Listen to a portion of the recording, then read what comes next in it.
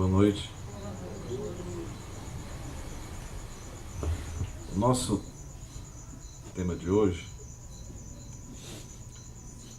tem muito a ver com as mensagens que o Felipe leu, aqui psicografadas, repassadas a nós encarnados pelos irmãos do outro plano. Uma delas são 4, fala dos horrores da guerra, irmãos contra irmãos, a dificuldade que é para o planeta quando se estabelece o confronto e a peleja, a psicosfera ensombrada que vive o planeta, os períodos de guerras explícitas ou das guerras que ainda não estão contundentemente exteriorizadas, mas que estão nos corações dos dominadores, os horrores da guerra. Evitar-se uma guerra sempre que se puder. Teve também uma outra que fala desse plano maior, do entendimento de que há uma outra vida, a vida verdadeira. Uma outra também de um espírito espírita que entendeu, enfim, que a nossa missão aqui é amar. E ajuntando as mensagens com o que o Tito proclama de união da gente, para que a gente possa mais servir, porque o grande beneficiado somos nós. Eu espero que a gente possa lograr bom êxito nesse chamamento, porque o conjunto das coisas humildes que eu vou dizer agora apontam para isso, que é o espiritismo no nosso dia a dia. Primeiramente, da alegria de poder estar aqui. Aqui é a continuação de um local onde eu me iniciei no espiritismo há quase 20 anos, que era o GEPOL do Seu Léo. E o Seu Léo reaparece pedindo-nos exatamente isso, que saiamos da zona de conforto e entreguemos-nos a Jesus na construção de um novo mundo. Como é que eu faço isso? Tirando um pouco da nossa hora de preguiça, de indolência, para servir. Pode servir aqui, pode servir em hospitais, onde quer que estejamos. Porque o espírita, sobretudo, ele tem o conhecimento pelas leis de causa e efeito, pelo planeta em que se vive, pelo que fomos, pelo que seremos, do que nos cabe em vida. Não dá para desconhecer que nós somos herdeiros de nós mesmos e construtores dos nossos destinos. A mensagem desse irmão é muito clara. Essa hora inútil que se deixa passar, que a vaidade embaça o nosso verdadeiro papel, há de ser cobrado depois. E alguém chegou para mim, eu não quero o espiritismo na minha vida não, que ele só fala em dor, em morte. O que é que nós estamos plantando? Qual é a nossa semeadura? Então plantemos o amor. O objetivo de hoje é a bênção que é o espiritismo em nossas vidas, quando a gente o retém no coração. Não basta ler, não basta só entendê-lo, mas sobretudo exemplificá-lo, praticá-lo no dia a dia. Porque a transformação moral que acontece com o bom espírita, que é o bom cristão, dá a cada um de nós uma sensação de muita paz, de verdadeira liberdade. E como fazê-lo? Sabendo primeiramente onde estamos, para onde vamos, e que o caminhar é lento, mas que a gente vai conseguir. Temos muito tempo, mas comecemos muito fortemente essa nossa caminhada, essa nova caminhada agora.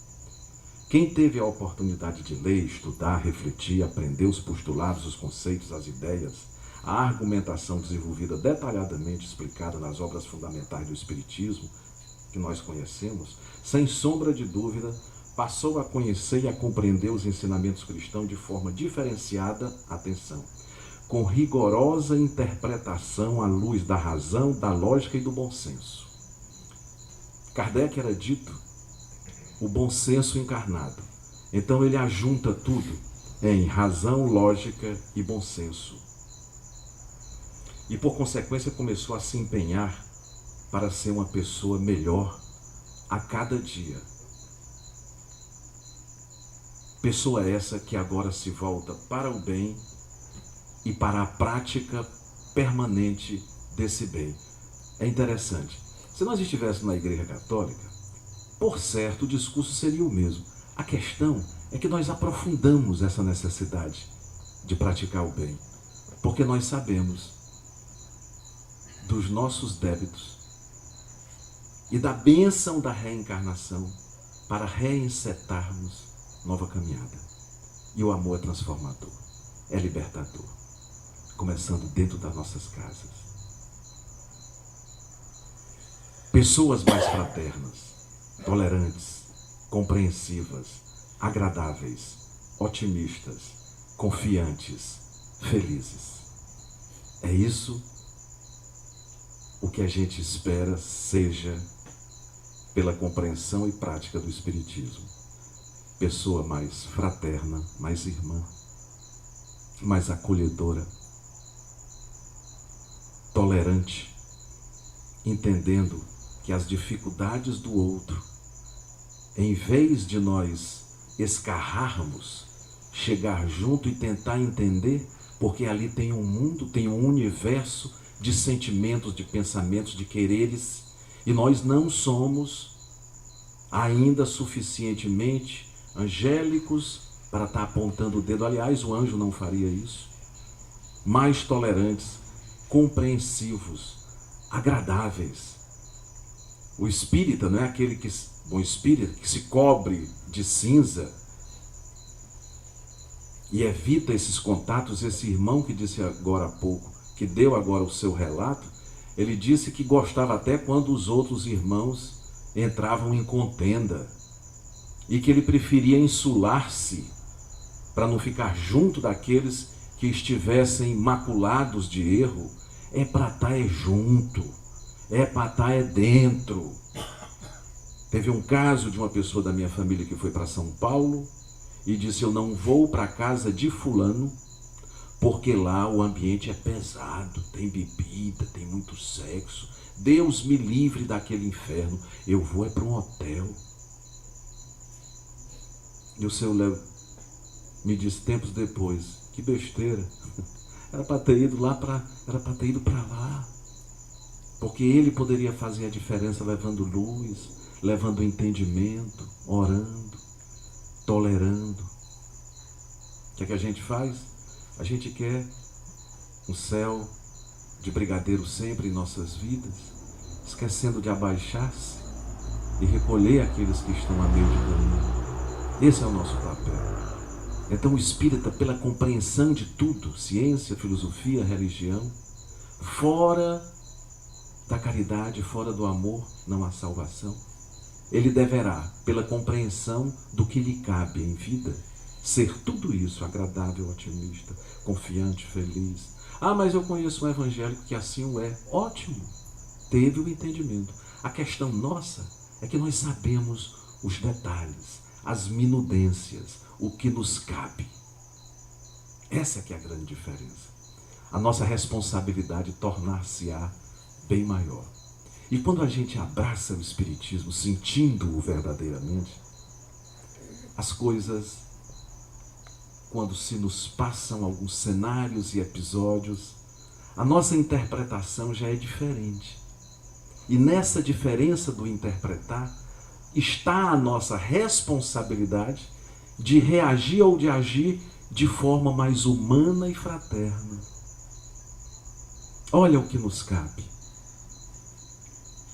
Eu hoje estava num Uber, e um camarada fechou o Uber ali perto da TV Diário. O motorista já quase abre a porta do carro para discutir com o cara que fechou ele lá, antes da gente pegar Joaquim Nabuco. Eu digo, calma, meu amigo, peraí. Não, mas o senhor disse, não, comigo não. Eu tenho pressa, mas eu não pedi a reação sua diante desse insulto. Me lembrei de Emmanuel. Emmanuel, não passe recibo no trânsito. Você não sabe quem é que está ali dentro do outro carro com os vidros fumê. Se você fizer alguma coisa com ele, tanto pior. Porque o Espiritismo nos ensina também, e o Cristo foi que nos falou, é preferível que sejamos maltratados a maltratar, enganados a enganar, mortos a matar. A condição do homicida é extremamente complexa. E nós temos esse entendimento hoje. Que é preferível sofrer o revés do que ser o protagonista de uma desgraça. Como jornalista, conheci um homicida. Nunca fui vidente, mas dava para sentir a energia daqueles que eram, em relação a ele, homicida, seus adversários, que não lhe deixavam em paz, cobrando-lhe a cada segundo, como a dizer-lhe, eu não lhe quero a morte, mas humilhá-lo. A gente mata depois. Não passa recibo no trânsito, meu amigo. Aprendi com Emmanuel, o senador Públio Lentulus Cornélios. Dona Francisquinha está na UTI com uma bactéria chamada KPC, que dizem muito voraz, muito letal. Administraram um antibiótico de ultíssima geração que afetou o rim. E a afetação do rim é tremenda, né? Rim parou, praticamente está decretada a falência, né, de tudo. E Dona Francisquinha já está no 10º episódio de UTI, naquela do morre não morre. E aí eu li também no Espiritismo que muitas vezes o encarnado que jaz no catre, que está na cama, na UTI, já morre não morre, fixa-se a carne, porque muitos ficam chamando, mamãe não vá, mamãe não vá, mamãe não vá, mamãe não vá, porque como é que vai ser? E aquela história toda. Aí eu conversando com um pernambucano, amigo de Frederico Menezes, dizendo, Tarcísio, isso é verdade, eu tenho um caso em família também. A pessoa já estava praticamente morta, mas a família não aceitava e ficava ali em cima, aquele negócio, e ele dizia que ouvia o espírito dizer, tá bom, meu filho, eu não vou não, não morro não, se vai causar tanto mal para você, tanta tristeza, eu não vou.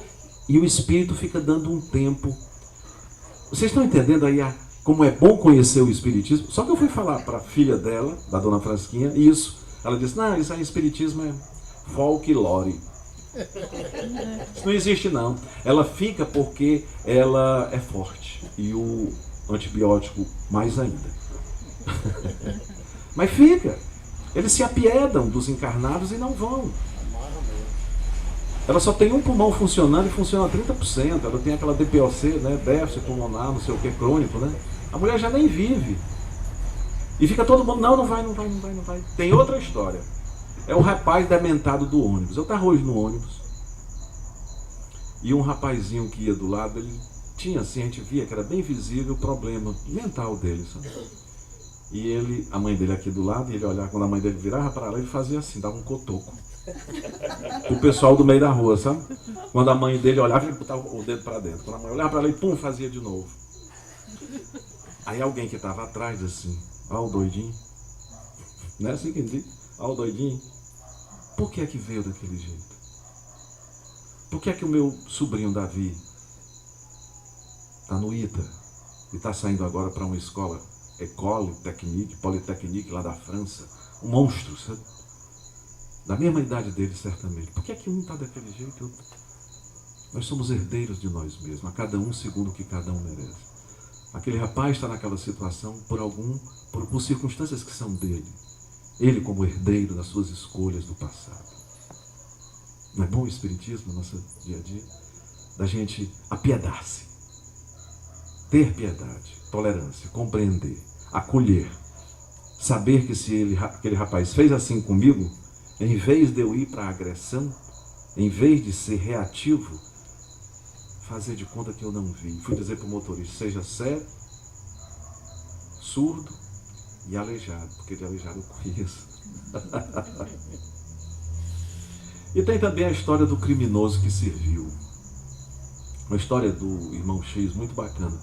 Vocês estão entendendo como é bom a gente ser espírita? Joana de Ângeles diz, né? Que ô maravilha é o espiritismo em nossas vidas. Porque a gente tem a nossa compreensão via amor se estende mais. A gente se torna tudo isso que eu disse no começo, mais agradável, otimista, confiante, feliz, tolerante, mais fraterno, compreensivo. Felicita-nos esse conjunto de coisas.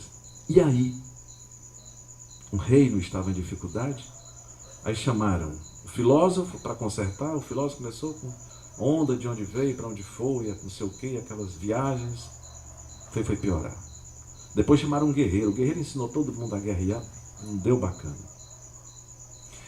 Depois veio um sacerdote, botou lei, disse que quem não acreditar, aquela história toda vai para o inferno. Enfim, e ninguém criava perfil dentro de si para ajudar. E a doença que graçava naquela comunidade tendia cada vez a ser mais devastadora. E já matavam muitos, e eles não tomavam uma decisão. Até que aquele que tentou juntar pessoas para cuidar de pessoas, eu só tenho uma chance. Tem um criminoso aqui entre nós, eu vou chamá-lo. E chamou o criminoso. O criminoso diz, é agora. Que é quem tem que fazer. Bora, pega o mertiolate, pega o esparadrapo, pega a pílula, pega o Tilenol e vamos cair em campo. Entre eles, quando chegar no juízo final, diante do Pai amoroso, quem é que vai chegar lá com mais luz? O bom samaritano, o criminoso, praticou o equívoco por desconhecimento, levado por um rompante, mas que teve amor no coração, ao ponto de aceitar o desafio de cuidar dos seus irmãos, enquanto que os outros, sabidos, disseram não. Cabe-nos esse entendimento porque está na última das mensagens que nós ouvimos agora. A gente não faz a diferença porque leu, porque conhece a obra de Kardec. A gente faz a diferença porque a gente é exemplo vivo de tolerância, de amor, de compreensão. Amigo meu, humorista, me levou para uma reunião espírita, foi a primeira pessoa que me levou lá no JEP, ali perto do jornal O Povo. Aí, 5 anos depois, eu disse, e aí fulano, tá no espiritismo ainda? Ele disse, não, já li tudo. Aí fez assim, ó, já li tudo já.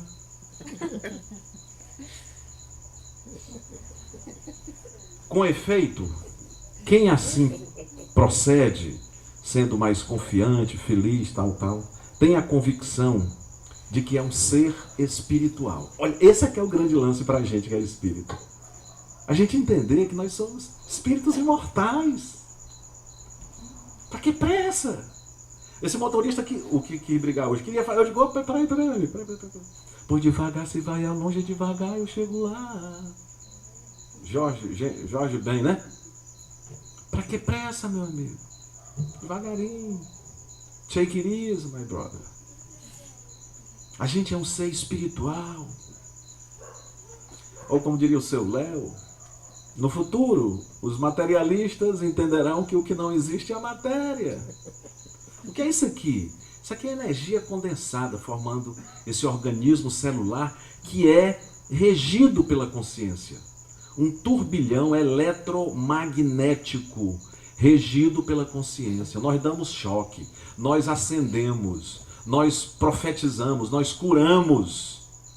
Nós somos energia. Se bem utilizada na vibração do amor, a gente cura. Porque um amigo nosso não estava bem, um médium, foi dar um passe, porque é célula, a célula quase mata a menina dele. Teve que levar para um rezador. A menina quase que papoca. Não é isso, Tito? Para a gente dar o passe, a gente precisa estar bem.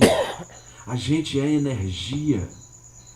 Se Chico Xavier sentasse agora entre nós aqui, isso aqui clareava. Eu acho que a gente ia dar logo um sono grande, mas um sono bom. Mas se viesse uma pessoa de má conduta, alguém por certo sentiria uma dor de cabeça, uma náusea, porque são confrontos de energia, de situações, sabe? Nós somos seres espirituais. A nossa origem é divina. Nós não viemos aqui para torcer só pelo Ceará, vivo dizendo até porque o Fortaleza está muito... Aliás, eu vou dar agora o exemplo do Fortaleza. Me perdoe os do Ceará, porque eu sou Ceará. Criados simples e ignorantes e aspirando à perfeição. Olha a grandeza e onde é que nós estamos. A nossa destinação, a destinação da Terra. Nós estamos... O Felipe deu uma palestra aqui muito bacana. Nós estamos ainda quase na rabeira, ó. Existem 5 mundos pelo menos, né? Nós estamos aqui, ó. A gente é quase o Fona. Ouviu falar do Fona? É o último. Quem joga bila sabe. Ó, primitivo, nós aqui, regenerador, feliz e perfeito, né? Falta é muito para a gente chegar lá. Então, pela própria destinação, a gente sabe que a Terra é um laboratório de aprendizado. Bacana. Quando o meu amigo e humorista Papudim, lá no KCA de Cádiz, sei lá, ali na Parangaba, disse numa reunião, lendo lá o Livro dos Espíritos, olha, eu gostaria de mudar esse papo de dor e de sofrimento por lição. Ele disse que ele não fala mais. A dor ainda vai, né? A dor é uma bênção que Deus reserva aos seus eleitos. Todo mundo sente a dor. Mas o sofrimento é só para quem o queira reter. Mas ele disse que não quer mais esse papo de dor nem de sofrimento. Ele está substituindo esses termos por lições, por aprendizado para o nosso crescimento, o nosso aperfeiçoamento moral. Olha o Espiritismo como é bacana em nossas vidas. De nós termos um entendimento que a minha queda hoje, seja provocada por uma escolha equivocada, seja por um fator externo, e esse fator externo sendo a agressão de um irmão, dizia já Emmanuel, não há vítima. Não há vítima. Tudo responde à lei de causa e efeito. Mas, se estivermos em trabalho pelo próximo, quando a justiça divina nos encontrar, a providência manda, prorrogue-se por tempo indeterminado a pena. Portanto, amemos. E muito. Moratória. Quem não quer? Eu sou meio invocado, viu, Tito? Eu aqui quando fazendo uma besteirinha, não é nada. Mas pelo menos todo o tempo livre eu vou fazer alguma coisa, né? Aí a mamãe disse assim, Tarcísio, eu ouvi falar que 11 horas tu estava lá na Barra do Ceará, andando de ônibus. Não, mas os espíritos me ajudam. Ela disse, mas tenha cuidado, que o Honda não está mais andando por ali não, olha. Mas eu fui dizer isso para ela. É a presunção do nosso amigo, puxa vida. Eu achava que por estar ajudando as pessoas, ninguém me enxergaria, né? Aquela oração de São Jorge, né? Que facas não me peguem, balas não me acertem, né? Que eu fique invisível. Eu disse, impossível você ficar invisível. Somos seres criados simples e ignorantes e, portanto, temos a certeza da imortalidade e da indestrutibilidade dos nossos espíritos. Jaz o corpo físico de matéria, mas o espírito permanece entre nós. E quantas migrações já foram necessárias para o nosso aprendizado? Quantas ainda serão necessárias? Olha o amor de Deus em nossas vidas e o Espiritismo isso entende. Ontem eu conversando com um professor chamado Augusto Cruz, que ele é coach, esse negócio todo, ele disse: Tarcísio, eu sou católico, acredito na ressurreição, mas não acredito na reencarnação. Eu digo: me explica como é que ressuscita. Ele não me convenceu. Não dá. Não deu. Aí eu disse: olha, vamos tentar por aqui. Você acredita que não cabe? E o cara é inteligente. É porque não cabe.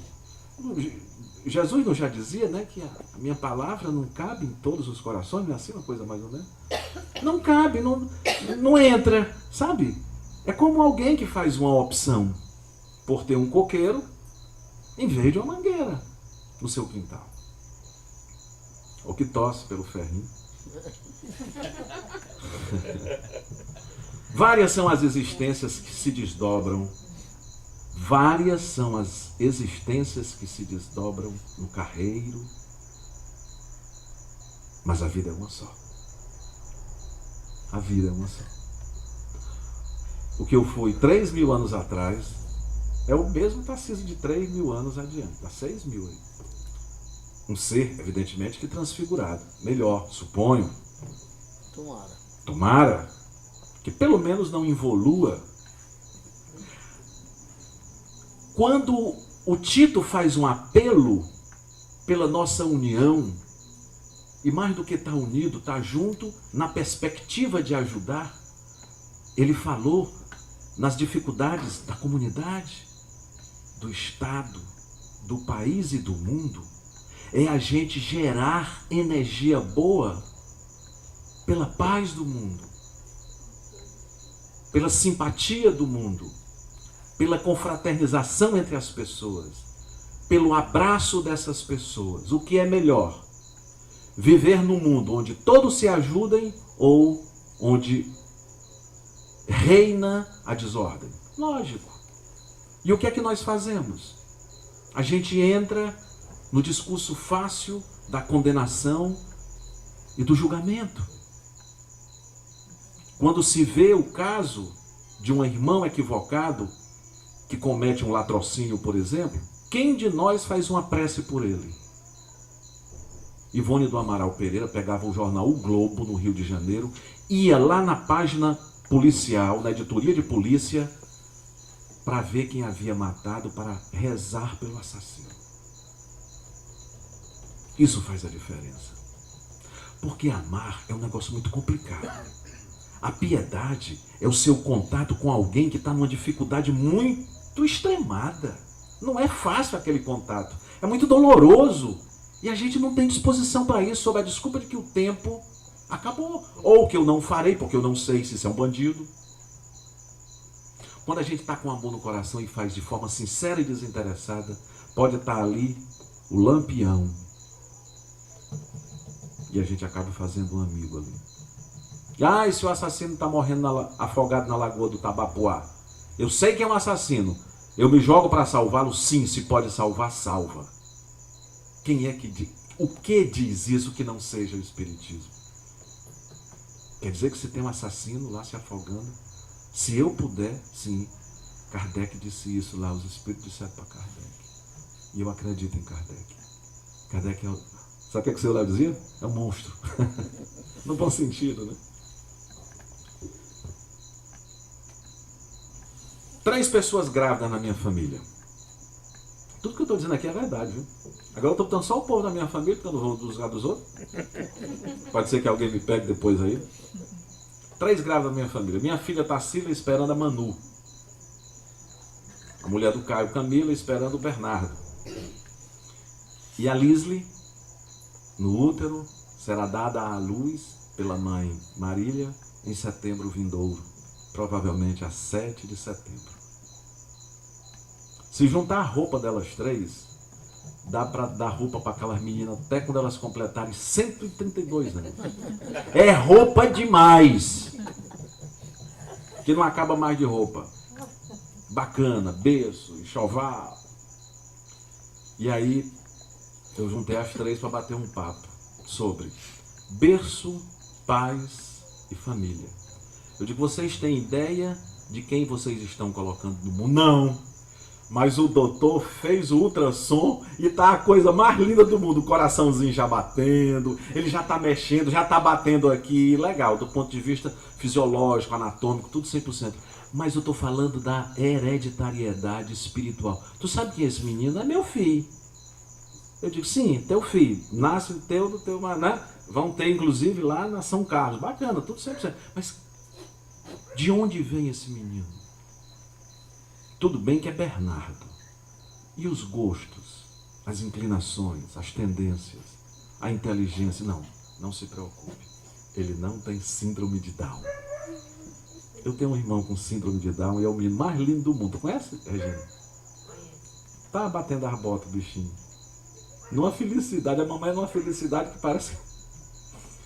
Porque a mamãe tem um entendimento de que aquele veículo, aquele corpo, sabe, cheio de problema, é inclusive uma forma de os espíritos adversários não lhe encontrarem e dele não mais cobrarem. Olha a bênção de Deus, colocarem ele com Down, e um Down belíssimo, porque ele é um menino espetacular, 56 anos. Era para ter morrido com 14, 24, não sei o que, tá ficando aí, tá em todo mundo. Filhos, o que são os nossos filhos? Olha o Espiritismo, que beleza, né? Normalmente acompanha-nos no sangue, na nossa casa, no nosso lar, aqueles contra os quais, em regra, nós tivemos alguma desafeição no passado. Meu Deus, que beleza é o Espiritismo para me explicar a ingratidão de filhos. Como pode? Eu tenho 3, 2 são fora de série, o amor em pessoa, mais um, meu Deus. Tudo que eu penso, ele faz o contrário. Tudo que eu digo, ele... Por que a ingratidão? E o filho é ingrato, por que isso aconteceu? Se meu filho é ingrato, é porque eu estou pagando pela ingratidão que eu cometi. Ou eu pedi aquela ingratidão. Às vezes a gente pede também. Mas esses monstros devoradores que a gente supunha até bem pouco tempo, agora tem uma explicação. O berço, sob o mesmo teto, naquele berço, tem alguém que nos é familiar. Essa pessoa, por certo, eu não reconheço agora, mas à medida que o tempo vai passando, se os pais não derem a boa educação, pautada no amor, na tolerância, na compreensão, esse menino pode fazer disparar tendências.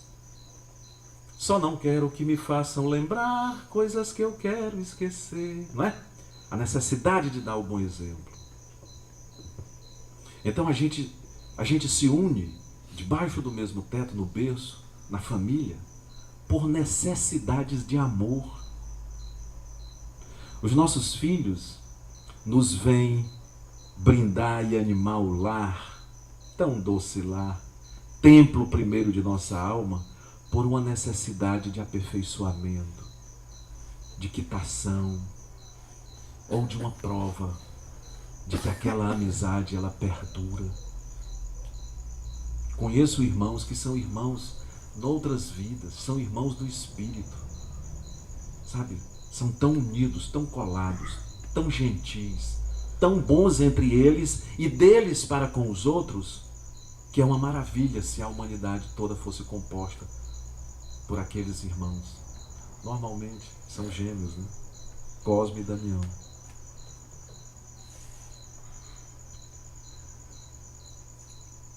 Eu estava falando para o Felipe, olha que beleza. A pessoa diz assim, sofre um revés, né?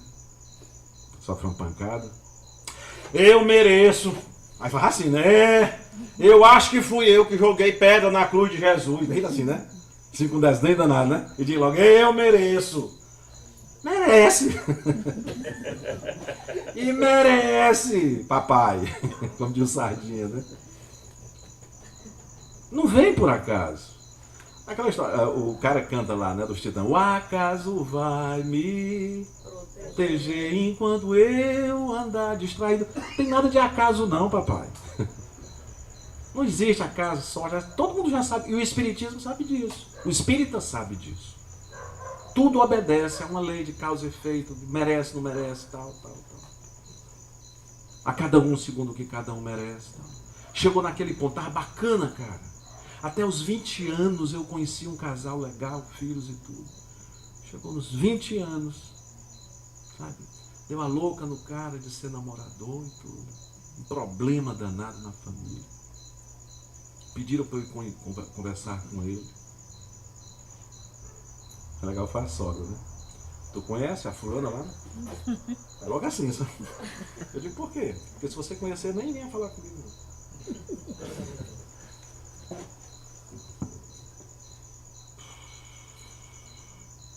O médium descuidado. Vou falar nessa. A gente também tem no Espiritismo esse consolador. É legal que o espírita, ele é conhecido, né, Tito, por aquele que é do alimento, né, tal, da mesa mediúnica, da desobsessão. É bacana, né? Você pode dizer o que disser do espírita, mas as pessoas têm esse respeito, pelo menos, sabe? De que nós somos fazedores de paz, né? Fazedores de bem-estar. Os espíritas ou estão fazendo algo, dando um remédio, ou fazendo uma visitação. Quem aqui, eu cheguei com o seu Léo lá nos irmãos rancenianos, lá no Pan Diogo. Eu vi muito mais evangélico do que espírita lá, né? Mas nós estamos lá, nós estamos nas cadeias, nós estamos lá, né? E aqui é o local onde as pessoas também vêm receber o auxílio do alto para tirar um pouco do nosso peso. Aqui é também um hospital de almas, está na música, hospital de almas, não é? Isso. Mas é preciso ter cuidado, e o Tito disse isso agora. Nós lidamos com energia. Muitas vezes não é só fazer a retirada por um passe ou por uma mediúnica, uma desobsessão de um irmãozinho sofrido. Às vezes há magias muito sérias. E isso existe. De repente o cara está com uma obsessão do tamanho do mundo e não sabe por quê, uma possessão, uma coisa que o vale. E haja remédio dopando no cara, bota psicólogo, mas não vai lá na origem. Aqui a gente vai um pouco nessa origem. Isso aqui remonta a um tempo em que eu era lá da gandaia de um grupo que fazia a maior esculhambação, né, no meio das aldeias, lá de não sei de onde. Aí os amigos daquela época encontraram o cara agora, e agora estão chamando o cara. Aí o cara vai para uma mesa mediúnica que não bate nem o centro. Porque falta exatamente essa preparação. Essa preparação, sabe, de amor e de técnica.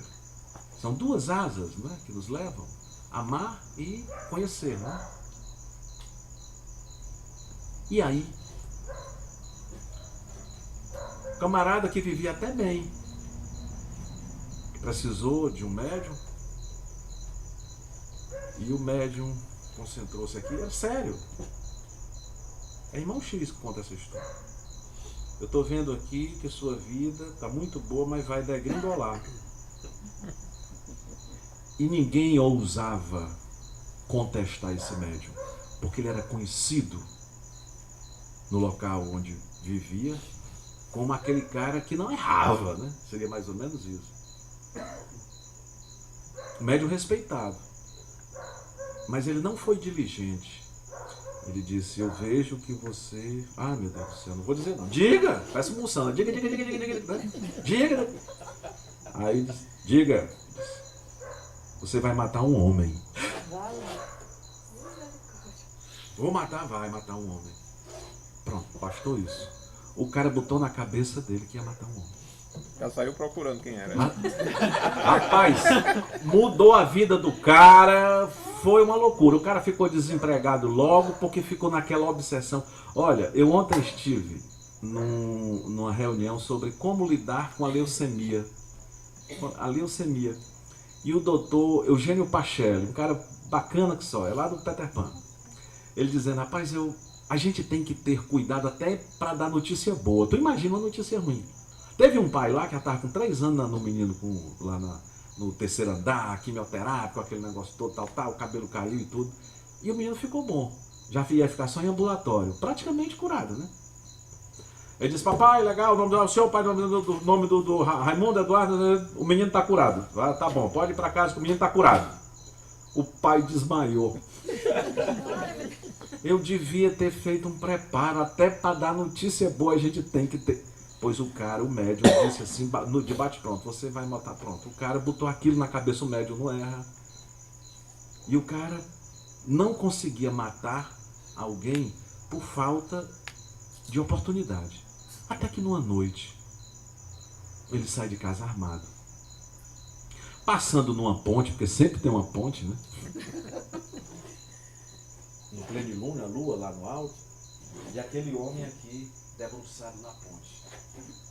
Aí o cara que disse que ia, né? Que o médium falou que ele ia matar alguém, ele disse, olha, tô aqui, meia-noite, não tem ninguém olhando, tem um doidinho ali na ponte. O homem lá disse que eu ia matar. Eu vou matar esse aqui. Pá! Atirou. Sabe quem era? O médium. Era o médium. Olha o cuidado que devemos ter.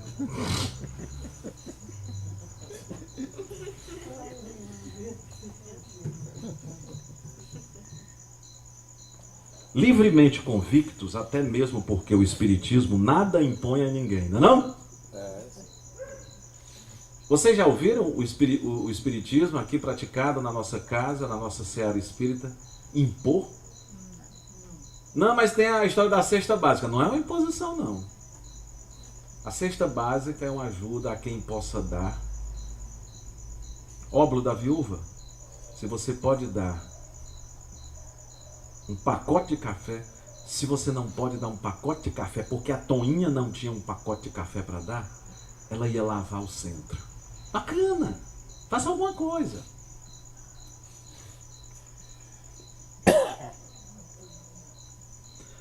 Não há imposição.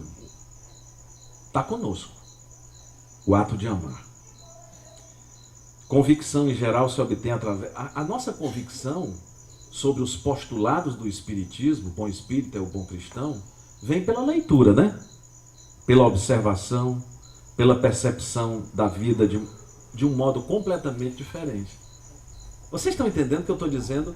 Que nós, os espíritas, vemos a vida sob outro ângulo, porque a gente, quando olha a chamada vicissitude, quando a gente olha um rompante assim cruel da natureza, a gente, quando eu vi o meninozinho há um mês mais ou menos, tetraplégico, a boquinha aberta, coitado, só babando, aí a gente tem um entendimento, né?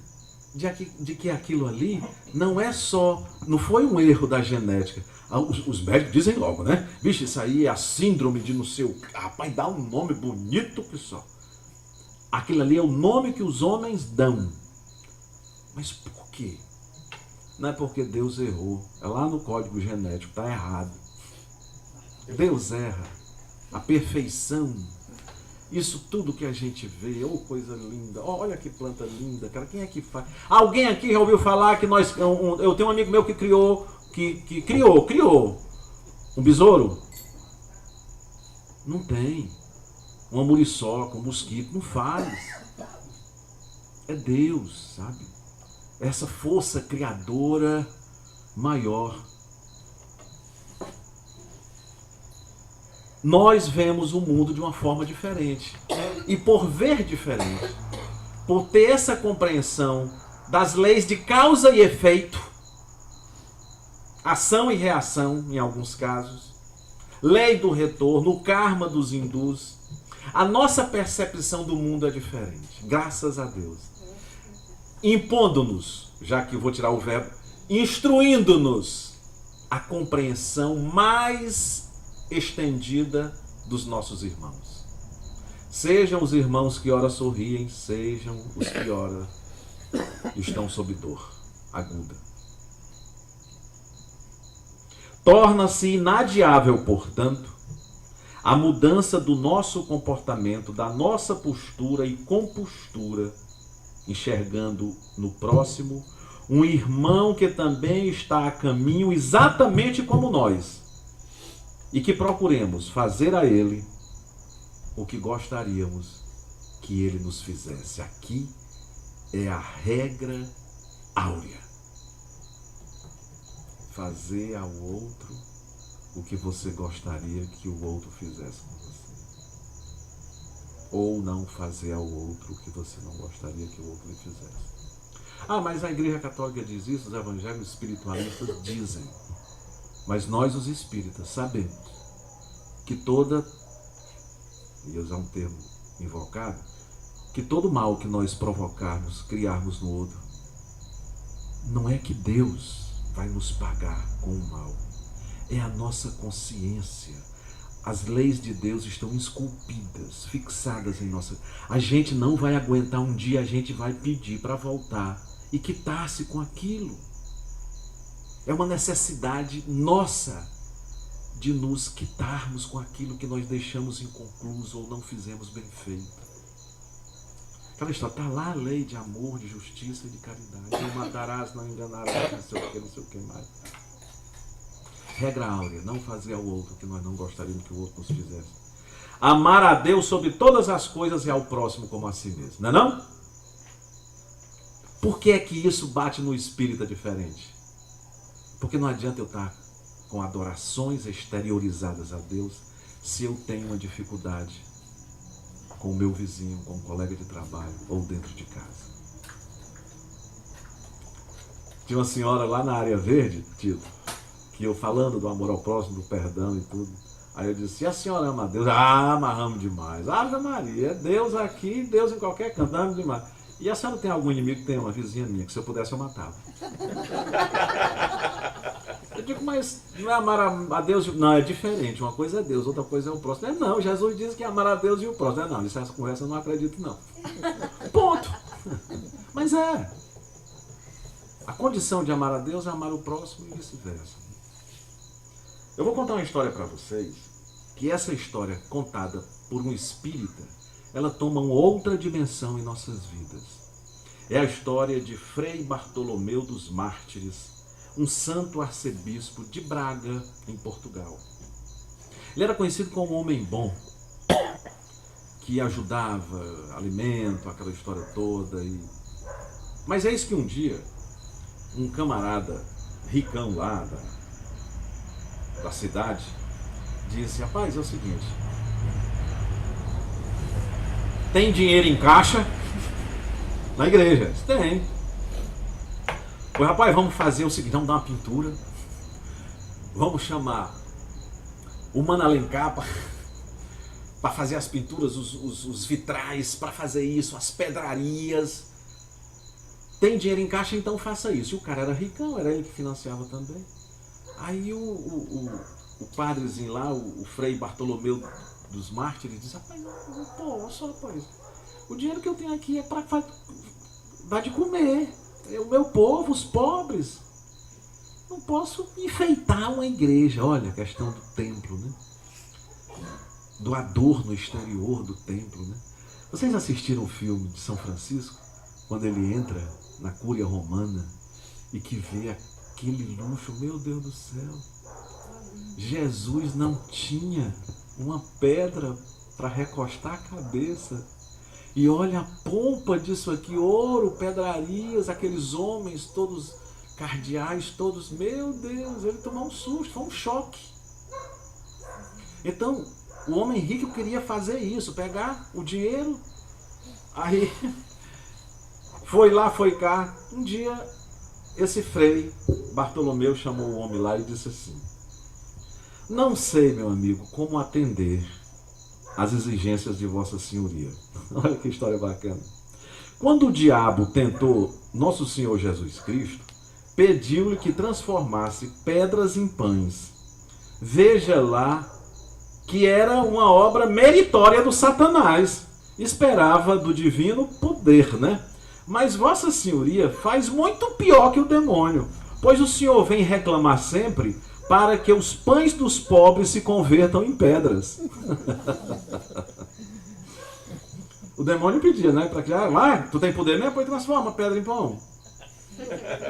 E o cara lá estava pedindo para transformar os pães em pedras. Isso, quando bate na gente, vai muito forte, sabe? Não é o adorno exterior, não é o que está por fora, é o que está por dentro. Terminou? Um minutinho. Tem um minuto? Ih, eu tinha tanta coisa para dizer. Né? Tem muita coisa boa aqui. Para finalizar, é uma história de Saul. Saul, se a gente for lá na Bíblia, foi o primeiro rei do antigo reinado de Israel, tá? Na tradição judaico-cristã. E Saul assumiu o poder e estava embaraçado porque ia ter umas guerras para fazer. Aí ele disse, meu Deus do céu, e agora, como é que eu faço? Eu vou procurar a ajuda de Samuel. Samuel era um juiz muito famoso. Samuel está na Bíblia, né? Samuel está aqui, ó. Samuel, grande juiz, né? Que precedera Saul. E ele disse, mas Samuel está morto. Mas tem uma pitonisa em Endor, aquela banda lá dentro, que dizem que a pitonisa fala com os mortos. Ele foi bater lá. Pitonisa, eu sou Saul, rei lá dos judeus, e tem um colega nosso que foi juiz lá, muito sábio, chamado Samuel. Eu queria que você chamasse Samuel, porque eu quero bater um papo com Samuel. Ora, ligeirinho, Samuel, ela entra em transe e Samuel está lá. E Samuel disse, o que é que você quer, jovem Saul? Ele disse, primeiro que ele não acreditava, né? Aí acreditou, porque as palavras eram as mesmas e Samuel não queria que o rosto dele aparecesse muito, mas o diálogo travado compunha um cenário de conhecimento de um com o outro. Então Saul acreditou que era Samuel materializado naquela médium, que era uma pitonisa. E disse, o que é que você quer de um morto? Que você me diga o que eu vou fazer nas próximas guerras. Disse, não. Tombei ao sepulcro, não estou mais daqui. Hoje eu entendo. Hoje eu estou ajudando aqueles que eu ajudei a fazer guerra e fazer matança, eles estão sofrendo todos comigo. Não existe esse poder, não. Essa terra que vocês receberam de Deus não era para fazer escravos, nem pessoas dependentes de vocês, não. Vá lá e desarme seu povo, porque os filisteus também são filhos de Deus. Saul aceitou? Decepcionado. Ou nada. É? Tá bom. Pois se você não fizer o que eu estou lhe dizendo, você corre um risco, porque se você me chamou e eu tenho essa capacidade de visualização, né, do futuro, é provável que hoje ainda você com seus filhos estejam aqui comigo. Ele disse, eu não posso fazer isso. Seria uma covardia eu chegar lá para o meu povo, para o meu soldado, dizer que não fosse mais para a guerra, perdoasse, transformasse as armas de guerra em cultivadores, em coisas que trabalhassem a terra, equipamento de trabalhar a terra. Não deu outra. À noite cumpria-se isso. Terminou? Eu tinha um bocado de música para cantar ainda. Eu ia falar da missão de Kardec. Aí vem aquelas histórias, vida futura. Meu Deus do céu. Plantemos agora para a gente colher lá na frente. Plantemos o bem. Há muitas moradas na casa do meu pai. Quando Jesus dizia isso, porque tem outros planetas, mas há mais por aí, mais evoluído do que o nosso. Necessidade da reencarnação é uma prova do amor a Deus. Então quem não acredita na reencarnação, ele disse, olha, um camarada que muito roubava ou muito fazia errado se vai. Fica por isso? Fica por isso? Aquele que ele prejudicou, fica isso? Esse aqui perdoa, não perdoa? Acabou? Não acaba. Ele volta. Mas não entra tantas vezes. Justiça das aflições. Ninguém sofre por acaso. Isso é o Espiritismo que nos ensina. Suicídio, aborto, eutanásia. Por que o Espiritismo é contra? O suicídio, o cortar caminho, é um dos equívocos mais graves do homem em sociedade. Tirar a sua própria vida. Ninguém tem o direito de fazê-lo. O suicida Quem é de mesa mediúnica sabe. São os espíritos mais perturbados, coitados. Porque o filme do cometimento não lhe sai da memória. Aborto. Você está abortando depois que a célula do homem e da mulher se juntam, que formam a célula ovo, ocorre a anidação na parede uterina. Tem médico aqui, me perdoe se eu estiver adentrando ao que eu não sei. Ali já tem ser vivo. Já tem ser vivo. Portanto, o aborto é um suicídio. É um suicídio. Eutanásia. Pode ser que naquele segundo, naquele minuto, em que não tiraram, em que não desligaram os equipamentos que me deixam vivo, podia ser que aquele minuto, se ele fosse o minuto da compreensão de um perdão, de alguma coisa interessante. Não tira a máquina que está dando vida, deixa. Mas o mal é o remédio. Como é que o mal é o remédio? Na hora que eu estou sofrendo aquela dor, se eu souber recebê-la com resignação e paciência, o fruto daquele momento ser-me-á extremamente útil. O Consolador prometido é o Espiritismo, sem dúvida. Só você saber que o seu ente querido não morreu, não morreu. Ele está conosco. O Newton diz que passa ainda um mês dentro de casa. Ele vai para onde os afins, ele vai por uma questão de energia, para onde estão os seus afins. O que é preciso por entender, por pobre de espírito, é aquele que não aceita a ideia de um pai maior e grandioso. Pecar por pensamento. A matriz de tudo é o pensamento, né? Você não age antes de pensar, não é isso? Bem-aventurados que têm os olhos fechados. Era aqui onde eu queria cantar essa última música. Cadê o meu amigo, Kiko? Aí não? Não é Natal, nem ano bom, nenhum sinal no céu, nenhum Armagedon, nenhuma data especial, nenhum ET brincando aqui no meu quintal. Nada demais, nada de mal, ninguém comigo além da solidão, nem mesmo um verso original pra te dizer e começar uma canção. Só chamei porque te amo. Só chamei porque é grande a paixão. Esse cara que fez essa música. Porque te amo. Só chamei porque é grande a paixão. I just can't to say I love you, and I need this from the bottom of my heart. Essa cantada é tão bonita. Mais um. Mais uma? Vem cá, ó, rapidinho aqui, eu quero cantar só essa daqui, ó. Céu de Santa Mara, vai. Céu de Santa Amaro? A gente pediu. Pronto, deu pra entender? Ela tá mal, quem pediu? Tem uma pessoa que pediu. Nós esquecemos de cantar.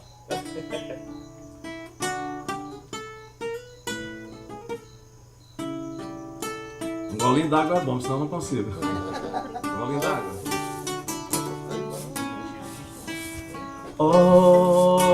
Olho para o céu, quantas estrelas dizendo da imensidão do universo em nós. A força desse amor nos invadiu, com ela veio a paz, toda a beleza de sentir que para sempre uma estrela vai dizer: simplesmente amo você. Olha aí, rapaz, sabe o espírito, né? Meu amor, vou lhe dizer, quero você com a alegria de um pássaro em busca de outro verão. noites do sertão, meu coração só quer bater por ti. Eu me coloco em tuas mãos para sentir todo o carinho que sonhei. Nós somos rainha e rei.